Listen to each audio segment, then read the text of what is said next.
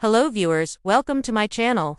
In a shocking and tragic turn of events, chaos erupted in the heart of New York City as a heavily armed gunman stormed a high-rise office building in Midtown Manhattan on the evening of Monday, July 28, 2025, killing 4 people and critically injuring another before taking his own life. The scene unfolded at 345 Park Avenue, a 44-story skyscraper that houses some of the most prominent corporations in the world, including Blackstone, the NFL, and KPMG, a city SHAKE. A attack, which played out over several horrifying minutes, began around 6:30 p.m. when the shooter, identified as Shane Devon Tamora, a 27-year-old man from Las Vegas, pulled up in a double-parked black BMW, dressed in tactical gear and carrying an assault-style rifle.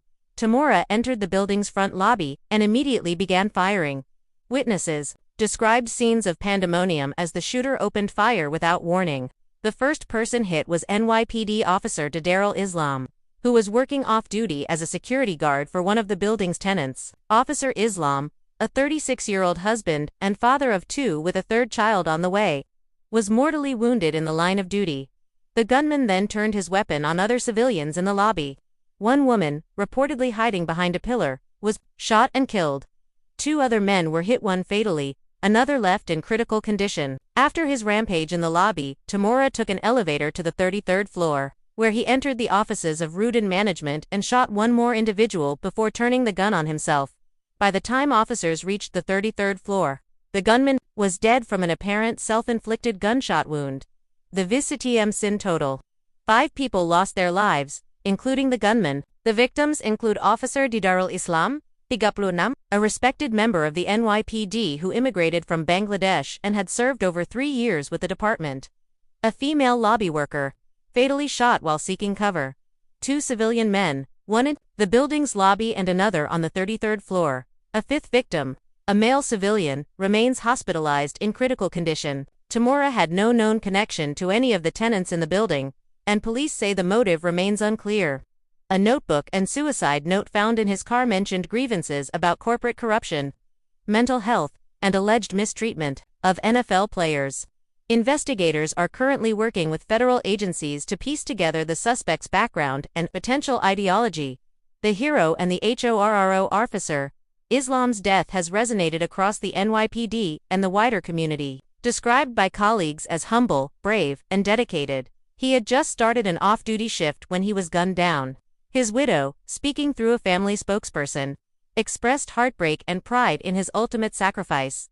Eyewitness accounts from survivors reveal the sheer terror inside the building. "I heard loud pops, then screaming," said one employee who barricaded herself in a conference room with 7 others.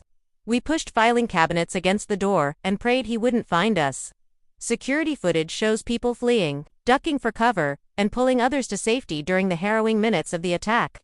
Emergency response teams from the NYPD, FDNY, and FBI quickly converged on the scene, securing the building within an hour.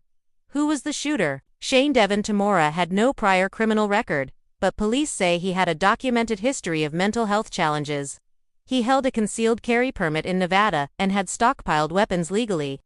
His road trip from Las Vegas to New York spanned several days, with stops recorded in Colorado, Iowa, and New Jersey. Investigators found multiple firearms, tactical gear, and prescription medication in his car. His social media presence, now taken offline, contained cryptic posts about corporate conspiracy theories and disillusionment with American institutions. Although he had no employment history or known personal ties to the companies at 345 Park Avenue, officials are exploring whether he viewed the building as symbolic of broader frustrations. City RSPONDS Mayor Eric Adams held a press conference hours after the attack, calling it a cowardly and senseless act of violence and praising Officer Islam's bravery. "We lost a hero today," Adams said. "A man who stood in harm's way so that others could live." Police Commissioner Jessica Tisch pledged a thorough investigation and announced increased security protocols at major commercial buildings across the city. This was an attack not just on lives, but on the heart of New York's professional and financial sectors. Grief counselors and trauma support teams have been dispatched to assist employees and families impacted by the tragedy. Corporate IMPACT several major corporations, including the NFL and Blackstone, have temporarily closed their Manhattan offices while security reviews are underway. The shooting has sparked widespread conversations about building security, mental health red flags, and gun access laws. Workplace safety protocols are also under renewed scrutiny. Many employees inside the tower credited quick thinking and reinforced shelter-in-place training for helping prevent a higher death toll. City and MOR and NIA vigils are already being organized for Officer Islam and the other victims. Community leaders from Queens to Brooklyn are honoring the Bangladeshi-American officer, calling him a symbol of dedication and courage, as New Yorkers struggle to comprehend the horror of yet another mass shooting. The words most repeated among city officials are resilience and remembrance. Flags are flying at half-staff across all NYPD precincts, while the motive behind tomorrow's rampage remains unclear. One thing is certain: the human toll is devastating. Families are shattered, colleagues are traumatized, and an entire city is left asking how such violence could unfold in the middle of Manhattan.